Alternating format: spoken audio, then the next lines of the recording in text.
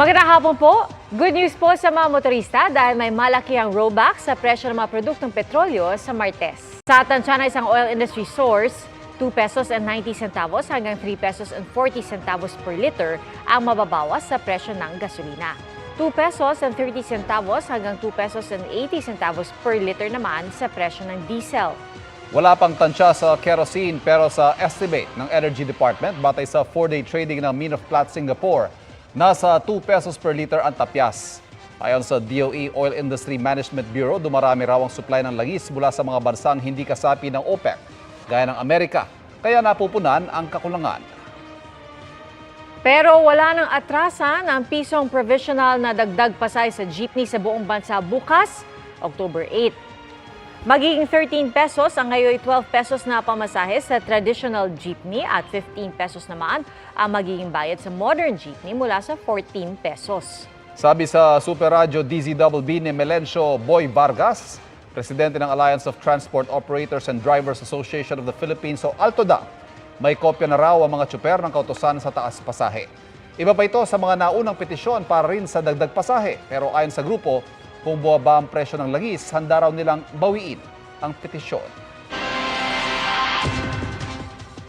Disputable ayon sa AFP ang sinasabi ng China na may indisputable sovereignty raw sila sa Spratlys. Inisa-isa naman ng Coast Guard ang mga delikadong pagmamaniobra ng China sa gitna ng pinakahuling resupply mission sa Ayungin Shoal. Nakatutok si Mav Gonzalez. 8 dangerous maneuvers na ginawa umano ng 4 na barko ng China Coast Guard at 5 Chinese maritime militia vessels ang naitala ng Philippine Coast Guard sa kanilang panibagong rotation and resupply mission sa BRP Sierra Madre sa Ayungin Shoal nitong Miyerkules. Sabi ni PCG spokesperson Jay Tariela, sa sobrang pagdikit ng barko ng China Coast Guard, halos 1 metro na lang ang agwat nito sa BRP sindangan ng PCG. Unang beses din daw na lumapit sa distansyang 0.5 nautical miles lang ang barko ng People's Liberation Army Navy. 5 Chinese maritime militia vessels ang aktibo raw sa pagharang sa PCG vessels. Umaaligi din daw ang aircraft ng People's Liberation Army sa Sabina Shoal at umalis lang nang dumating na sa Ayungin Shoal ang resupply mission. Pinuna rin ni Tariela na magkasing laki ang mga barko ng Coast Guard ng Pilipinas at China. Indikasyon daw na nais nilang mabago ang David and Goliath situation ng dalawang bansa sa West Philippine Sea. Pinalagan din ng AFP ang naunang pahayag ng China Coast Guard na may indisputable sovereignty sila sa Spratly Islands. My reaction is only on the use of word indisputable. Because I think I have said it already here, that the use of the word indisputable is in itself disputable. Pagtitiyak ng Department of National Defense, patuloy ang pagbabantay sa ating exclusive economic zone at ang Ayungin resupply mission. Kailangan natin na bigyan ng supplies ang ating mga tropa at i-easy natin, kailangan natin protektahan. Non-negotiable yan. So maliwanag yung mandate from the President. Aminado ang AFP na hindi pwedeng lagi na lang hinaharas ang mga barko ng Pilipinas sa resupply mission. Pero mataas daw ang moral ng mga tropa natin sa West Philippine Sea dahil sa suporta ng mga Pilipino at ng international community. Sa mga resupply mission kamakailan sa Ayungin Shoal, gaya nitong Miyerkules, may mga namataan ding eroplano pero hindi pa tiyak kung sa anong bansa ito. Sabi mismo ng AFP, asahan na ang presensya ng mga yan sa mga susunod na resupply mission. What they are providing us is a view from above. So that, as I've said, we will know what's happening on the ground. That is very important in the formulation of strategies, campaigns, or operational plan that will be effective only in providing additional capability which we don't have yet. Hiniling ba ng gobyerno ang presensya ng Amerika o voluntaryo silang nagpadala ng eroplano? Sagot ng AFP, We have a mutual defense treaty. Sir, sa mga susunod po na role pa natin, can we expect na nandun sila pa? Yes, we can expect that because I think that is also important. para sa GMA Integrated News, Mav Gonzalez, nakatutok, 24 oras. Hari ulit ng basketball sa Asia, ang Pilipinas. Nakamit ng Gilas Pilipinas ang gintong medalya sa men's basketball finals ng Asian Games na 1962 pa natin huling nakuha. Nakatutok si JP Soriano. Yamado sa first quarter ang Gilas Pilipinas sa kanilang gold medal match sa Asian Games kontra Jordan. Pero sa second quarter, nakaabante rin ang Jordan at naitabla ang laban, 31-all. Dahil naman sa mga pinakawalang 3-pointer sa third quarter, inilayo ng Gilas sa 10 puntos ang agwat nila ng Jordan at hindi na nila hinayaang makahabol ang Jordan sa fourth quarter para maselyuhan ang kampyonato ng Gilas. Ang final score, 70-60.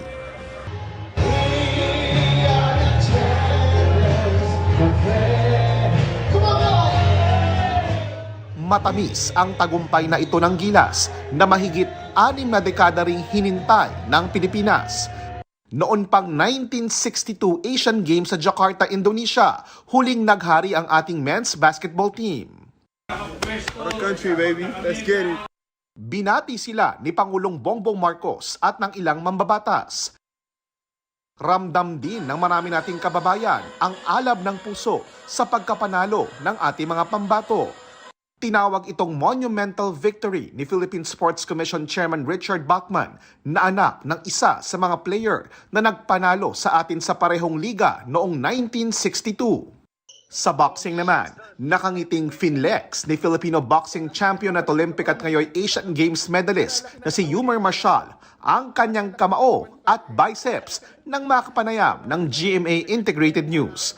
Nanalo si Marshall ng silver medal sa men's 80 kg weight class. Nag-iba po yung naging desisyon ng mga judges and then nalungkot din po ako dahil binilangan ako ng referee kahit hindi naman ako tinamaan. Nahinayang po. Nagulat man daw siya sa desisyon, dapat itong igalang. Kasi yung goal naman talaga is yung Paris Olympics. Wala na akong magagawa. Meron pang 10 buwan para paghandaan ni Marshall ang 2024 Summer Olympics sa Paris, France. Nagpapasalamat po ako sa lahat ng mga Pilipino na sumusuporta sa aming mga atleta, lalo na po sa akin, sa Team Marshall, mga boxing fans na sumusuporta. Nakatakdang bumalik sa Pilipinas bukas si Marshall kasama ang mga opisyal ng Philippine Olympic Committee. Para sa GMA Integrated News, JP Soriano, nakatutok 24 oras. Iigin na raw ang supply ng presyuhan ng mga bigas sa mga susunod na linggo pero sabi ng isang dating Agriculture Secretary, huwag magpakakampante. Isang ahensya nga ng gobyerno nagsabing milyong-milyong toneladang bigas ang posibleng mawala dahil sa El Nino kaya dapat magtanim ng high-value crops. Nakatutok si Bernadette Reyes. Sa pinakauling monitoring ng Department of Agriculture, nasa 41 hanggang 44 pesos ang kilo ng regular milled rice, habang 45 hanggang 48 naman ang well-milled. Pero dahil sa magandang ani ng mga magsasaka, mas mababa pa raw sa ipinatupad na price ceiling noong isang buwan ang presyo ng bigas ngayon sa ilang lugar. 60 hanggang 90 days na buffer stock lang daw ang kailangan para masabing stable na ang supply ng bansa.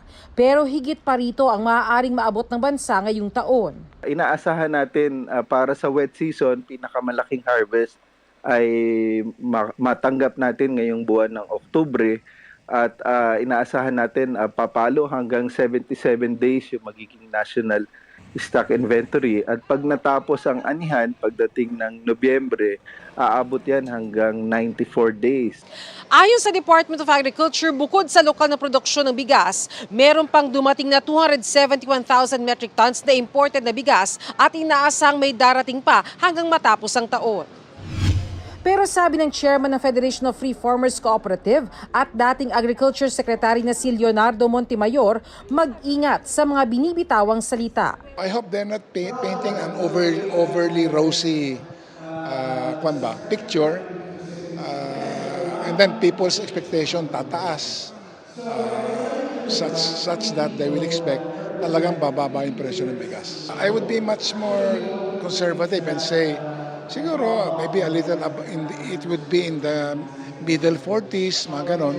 Para naman sa Philippine Chamber of Agriculture and Food Incorporated, kailangang maging maingat sa pag-import ng bigas. As long as we encourage importation, I always say we will discourage production.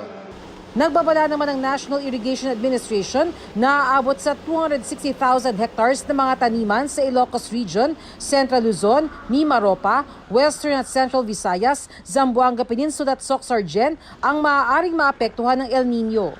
Nakikipagtulungan na raw sila sa DA para sa binhi na ibibigay sa mga magsasaka. Para sa GMA Integrated News, Bernadette Reyes, nakatutok 24 oras. Kuha po ito sa basketball game sa isang barangay sa Davao City. Maya-maya, may isang manalarong biglang natumba. Agad tumawag ng timeout ang referee. Ito na pala ang huling laro ni Philip Saladio Jr., 23 anyos, tatakbong SK chairman sa darating na eleksyon. Isinugod siya sa pinakamalapit na ospital ngunit binawian din ang buhay dahil sa cardiac arrest. Nasisilip ng National Privacy Commission ang mga posibleng paglabag kaya na-hack at nanakaw ang mga datos ng mga empleyado pati miyembro ng PhilHealth. May mungkahi naman ang DICT para maiwasan ang mga false claim. Nakatutok si John Consulta.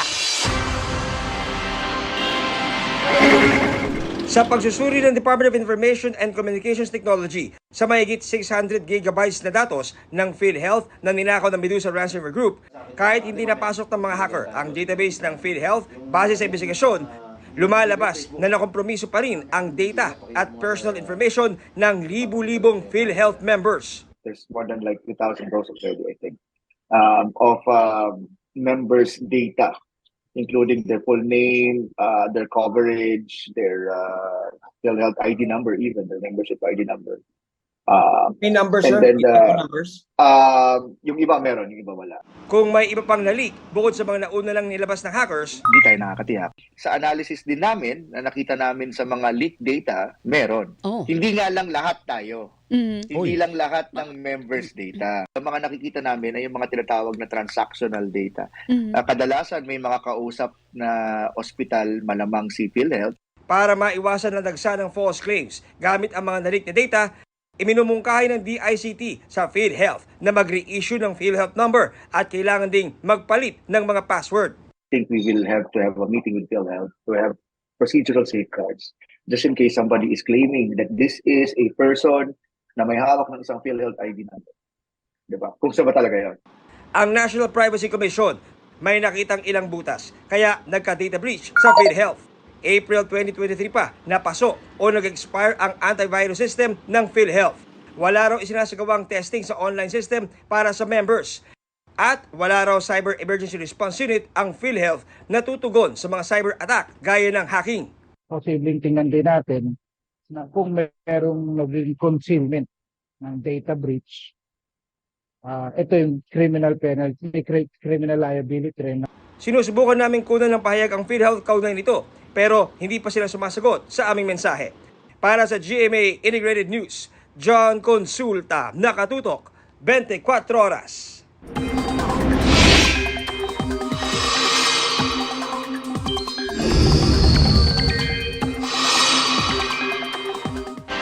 May low pressure area sa labas ng Philippine Area of Responsibility. Papasok kaya yan sa PAR at posible kaya maging bagyo. Makibalita tayo mula kay Amor La Rosa ng GMA Integrated News Weather Center. Amor? Maraming salamat, Ivan. Mga kapuso, malapit na ngang pumasok sa Philippine Area of Responsibility yung minomonitor natin na low pressure area. Huli itong namataan, 1,065 kilometers silangan niya ng Eastern Visayas. Posibleng mamayang gabi o bukas ng umaga o hapon ay nasa loob na po ito ng Philippine Area of Responsibility. Pero sabi po ng Pag-asa, mababa pa ang tsansa nitong maging bagyo. Pero syempre patuloy po nating tututukan yung magiging pagbabago dyan sa mga susunod na araw. Posibleng sa Lunes o Martes din maramdaman ang epekto nito sa eastern sections ng Southern Luzon.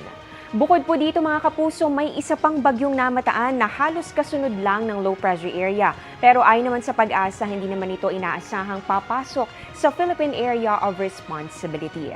Sa ngayon, habagat at localized thunderstorms pa rin ang nakakaapekto dito sa ating bansa.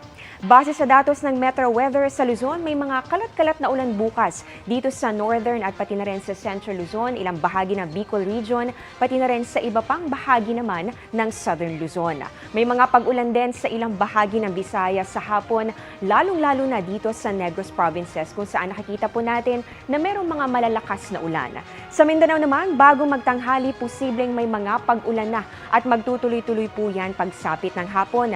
Posible yung heavy to intense rains dito sa may bahagi ng Zamboanga Peninsula, pati na rin sa Caraga at Davao Region. Kaya doble ingat sa posibleng pagbaha. Dito naman sa Metro Manila, hindi pa rin po inaalis ang tsansa ng localized thunderstorms, lalong-lalo na sa hapon o gabi. At yan ang latest sa lagay ng panahon. Ako si Amor La Rosa para sa GMA Integrated News Weather Center. Maasahan anuman ang panahon. 79 days na lang bago magpasko. Ramdam na ang diwa ng Kapaskuhan sa Mala Winter Wonderland vibes na pasyalan sa San Fernando, Pampanga. Nakatutok si Jasmine Gabriel Galban ng GMA Regional TV 1 North Central Luzon. White Christmas sa Pilipinas na may nagliliwanag na Christmas lights. Yan ang Wonders of Winters na tampok sa isang Christmas village sa San Fernando, Pampanga. Para ka nang bumisita sa North Pole, matutupad na ang wish mong makipag-selfie kay Santa at ma-enjoy ang artificial snow. I love snow! Pagsapit ng dilim, ang trademark na Giant Christmas Castle ang magpapaliwanag sa paligid, makipag-bonding sa fantasy characters at Disney princesses. Parang Disneyland! At yung mga bata! Di lang suwak sa mga bagets, pati na rin sa mga foreigner. What you've got here is really great for a normal town. 50 pesos admission, it's really great. Di ka magugutom sa pamamasyal dahil nagkalat ang mga food stall.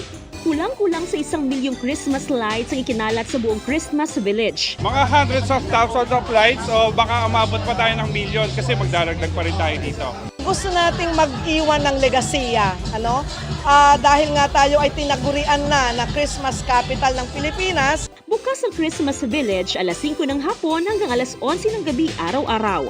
Mula sa GMA Regional TV 1 North Central Luzon at GMA Integrated News, ako si Jasmine Gabriel Galban, nakatutok 24 oras.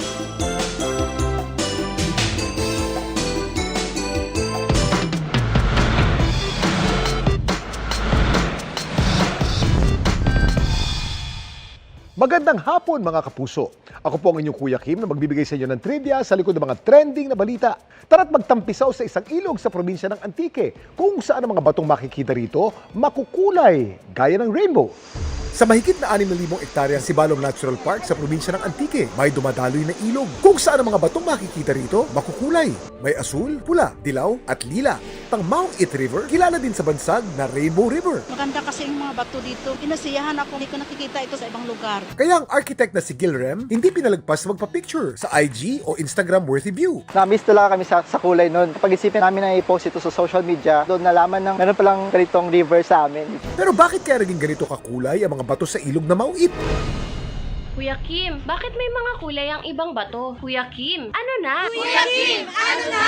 Ang nakikita nating kulay ng mga bato dahil sa mga mineral na bumubuo rito. Habang ang kulay naman ng mga minerals nakadepende sa makikita nitong chemical element. Yung presence and yung amount ng certain elemental impurities ang nagbibigay ng kulay sa bawat mineral na makikita sa mga bato. Ang mga makukulay na bato namang Rainbow River, mga semi-precious stones o mga batong maaaring gamitin sa paggawa ng mga alahas. Pero hindi gaano kalaki ang halaga gaya ng quartz, jade at onyx. Most probably galing sa mineral-rich outcrops ng mga landforms katulad ng bundok na makikita malapit sa vicinity ng ilog. Sabi nila dahil daw rich in manganese yung bayan ng Sibalom kaya nagkaroon ng makukulay na mga bato. Pero dahil ang Sibalom Natural Park ay isang protected area, ang pagkuha ng mga bato mula sa ilog bawal na raw. Yung mga ibang makukulay ng mga bato na andun sa downstream pwedeng kunin pero kapag hindi siya process, hindi din siya pwedeng lumabas ng bayan. Kung sa Antique, merong Rainbow River. Alam niyo ba kung saan matatagpuan ang tinaguriang Rainbow Mountain? Ito ang Vinicunca o Rainbow Mountain sa Peru. Tinatawag din ito ng mga locals na Montaña de Siete Colores o Mountain of Seven Colors. Ang mga kulay gaya ng yellow, pink, white, turquoise, brown at red na nagbimistulang mga bahaghari sa kabundukan ay dahil sa mga kombinasyon ng 14 na makukulay na mineral deposits na makikita sa bundok. Laging tandaan, kimportante ang may alam. Ako po si Kuya Kim at sagot ko kayo 24 oras.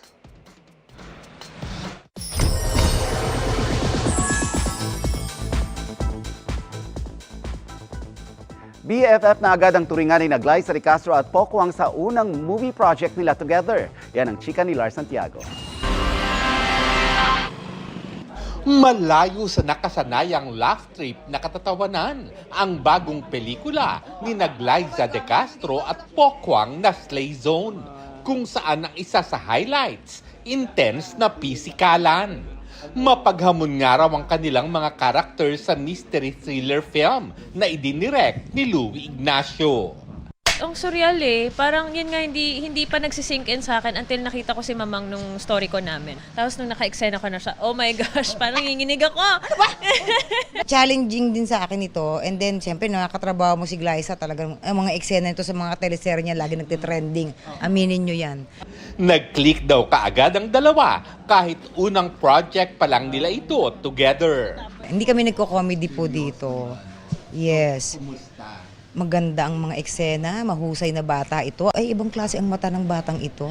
Ang mata nito ang mata talaga, nasa mata. Napakaalaga na, ang dami ng baon. Nag-iis pa kami doon. Tapos ang sarap ng mga kwento niya. Chichirya. Mga chichirya, ang dami ng baon. Meron siyang parang magic box. Ngayon pa lang, pinag-uusapan na ni Glyza at Pokwang ang pag-guest nila sa show ng isa't isa. TikTok sa Itbulaga. Tawiran kami, tawiran. Oo, kanya-kanya. Excited! Itbulaga with Glyza. Magpo-prod po kami doon, mag-opening kami sa kanya-kanyang show. Yes. Lars Santiago, updated sa showbiz happenings. Handa raw ang Australia na ipahiram sa Pilipinas ang mga makabagong teknolohiya at paraan para masuri at masukat ang pinsala sa mga kinalbong coral reef sa West Philippine Sea. Nakatutok si JP Soriano. Sa mga susunod na linggo, magsasagawa ang pamahalaan ng pagsasaliksik at assessment sa pagkasira ng mga coral sa Rosal Reef at Escoda Shoal sa West Philippine Sea na inaangkin ng China kahit nasa loob ng Exclusive Economic Zone ng Pilipinas. Sa Lunes, kasama ang mga issue sa coral reef sa West Philippine Sea sa mga inaasahang pag-uusapan ng Department of Foreign Affairs at ng Secretary General ng International Seabed Authority o ISA. Organisasyon ito na nabuo sa ilalim ng UN Convention on the Law of the Sea o UNCLOS na pangunahing papel ang pagbabantay sa pagsasaliksik sa mga yamang dagat. Ang mga hakbang ng Pilipinas nais daw palakasin ng mga kaalyadong bansa gaya ng Australia. Ayon kay Australian Ambassador to the Philippines HKU, ipinaalam na nila sa ilang ahensya sa Pilipinas ang kahandaang ipagamit ang mga makabagong technology at paraan para masuri, masaliksik at masukat ang pinsala sa coral beds ng Pilipinas. We are looking to restore coral beds.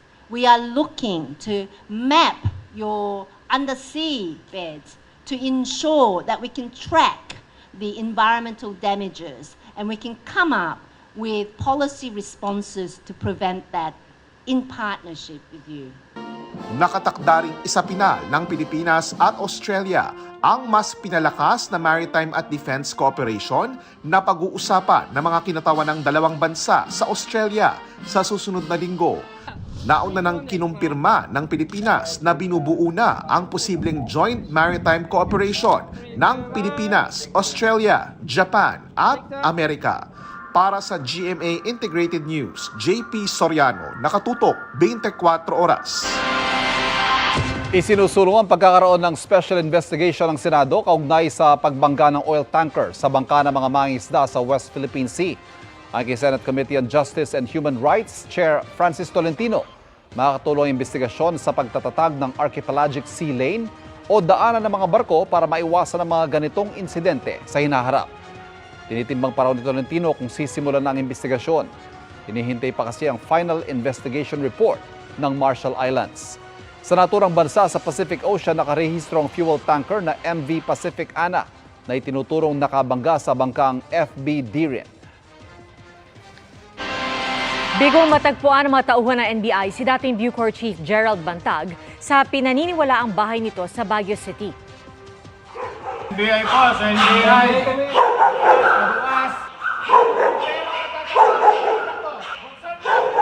Isa-isang pinasok ng mga taga-NBI ang mga kwarto sa 6 na palapag na gusali sa bisa ng arrest warrant. Nakita ang ilang pinaniniwalaang gamit ni Bantag. Nasa likod naman ng gusali ang libingan ng kanyang mga kaanak. Magtutuloy-tuloy pa rin daw ang manhunt operation sa mga susunod na araw. Hinihikayat din ang sino mang may impormasyon sa kinaroroonan ni Bantag at Zulueta na tumawag lang sa hotline ng NBI NCR.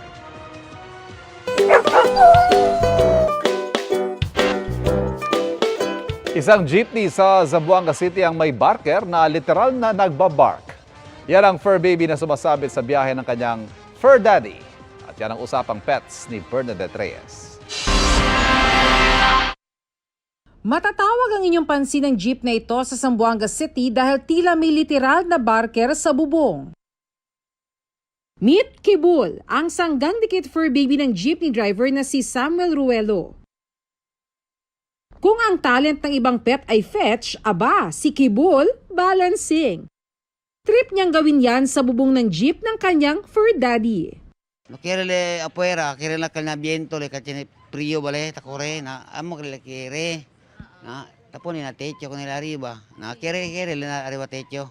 Alegre sa tamila con este. Tan cute sila con este iro, kay sabe, mambalance daw arriba. Umiiyak daw kasi si Kibul kapag naiiwan sa bahay, kaya ay sinasama na lang niya sa pamamasada. Don't worry naman daw dahil tuwing tanghali, ibinababa niya si Kibul sa front seat. Sanay na raw sa tao si Kibul at bukod sa safe ride, hatid din daw nila ang mapangiti ang mga pasahero. Alalay naman sa pagmamaneho ang kanyang fur dad na driver, sweet lover. Thank you también sila din palangga yang kuan dimi iro. Como tan kuan también sila tan video. Thank you también kanila. Sa Coronadal City, fashion show naman ang paandar. Mahigit 100 fur babies ang rumampa. May nagbihis ng lion, tiger, rhinoceros, panda, crocodile, giraffe at iba pang mga hayop. Bahagi din ng aktibidad ang free rabies vaccination, deworming, castration at paglalagay ng microchip sa mga aso. Para sa GMA Integrated News, Bernadette Reyes, nakatutok 24 oras. Sige, okay lang daw. Okay lang. Oh, pwede. Sakto sa pag-uusapan natin. Kasi medyo throwback tayo ng konti. Ano bang ayaw mong subject nung nag-aaral ka pa, Ivan? Like many kids, math. Takot ako sa math. Natatakot talaga ako. Kinakabahan sa numbers, ako. ayaw mo na Yes, numbers. Okay. Parang nauunahan ako ng sindak pag math. Nako. Depende rin kasi, no? Depende minsan yan sa teacher eh. Ako PE. Bakit naman? Nakakasindak. May Yun yung tutor ako masarap. doon. Yung masaya, di ba? Laro yun eh. Depende Well, rin for most kids, sa kakayahan. Pero kasi, Ivan, math din usually ang sagot ng ilang mga natin nakausap. May isang engineer na content creator. Gusto sana yung baguhin yan. Actually, pwede naman sigurong yung approach baguhin. Ano? May tips din siya kung paano mas mapapadali ang pag-aaral ng math. At yan ang pampagood vibes ni Von Aquino. Ano ang least favorite subject mo noon? Basta more on math po. Hindi po ako magaling sa math eh. 25 times 5. 25 times 5. Kinakabahan ako. Caught off guard. 125. On! Hindi po ako magaling sa math. Kaya hindi ko siya gusto at all. 25 times 5. Hindi ako. Next question please. Pero kung marami ang kilala niyong ilag sa math, ito namang 31-year-old electronics engineer na si Isaiah James Maling o IJ, labang math. Mabilis siyang nakakapag-solve ng multiplication problem. So ngayon, iti-challenge naman natin si IJ sa isang multiplication. Nag-isip ako ng random 8 digits at imumultiply niya ito sa 25. So, ready ka na ba, IJ? Ready na po, Miss Von. Okay, go! So, ang tanong is 31,249,625 multiplied by 25. So, yung magiging sagot natin is 7, 8, 1, 2, 4, 1, 8, 7, 5. So, that's 781,241,875. Okay, Okay, ito yung sagot sa calculator. Tama yung sagot niya. Ang galing! At sa panahon ng social media, ginawa niyang content ang pagtuturo ng math lessons. Square root of 2 squared. Therefore, the correct answer is 300 square feet. That's simple it is. Sobrang nag-enjoy po ako kasi napaka-interactive po ng mga audience. At the same time, alam ko na natututo sila kasi dun sa live po namin, so kumbaga God-given talent po siya na I have to share to everyone. Achiever sa school si IJ at nationwide math champion din sa MTOP college level noong 2011. Proud na proud ako dyan sa panganay ko yun kasi elementary days pa lang niya, bata pa yun, nakikipag-competition na yan. Nagbibigay na yan sa amin ng suporta. Payo niya sa mga hirap sa math, maghanap ng motivation at mag-practice lang na mag-practice. Disiplina, sipag, tiyaga, tsaka focus po. Yun po yung pinaka-importanting trait para gumaling sa math. Para sa GMA Integrated News, Von Aquino nakatutok, 24 oras. Mabilis na chikahan tayo para updated sa showbiz happenings. Gento,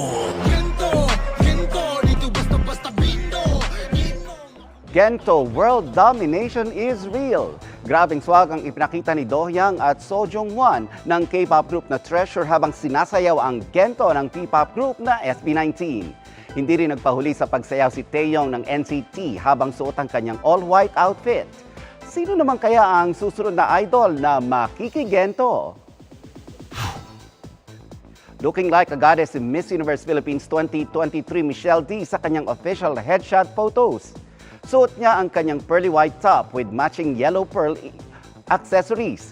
Ipinost ito ni D sa kanyang Instagram kung saan inanunsyo niyang nagsisimula na ang voting para sa Miss Universe 2023 Coronation Night sa El Salvador sa November 18. Dumalo sina Sparkle Artists at Anak TV Ambassador Sofia Pablo at Allen Ansay sa isang symposium ng Anak TV. Paalala nila dapat maging smart sa paggamit ng social media. Mag-ingat sa mga pinapanood na content.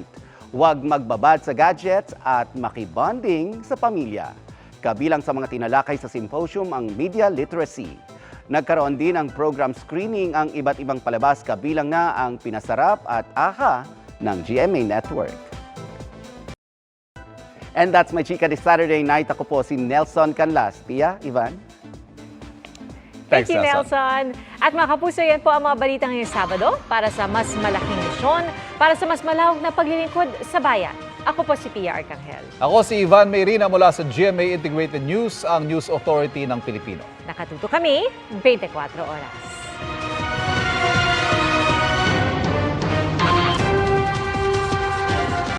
Magandang balita mga kapuso, kahit ano pa man ang oras, mapapanood ang 24 Oras Weekend at iba pang newscast sa youtube.com/GMA News.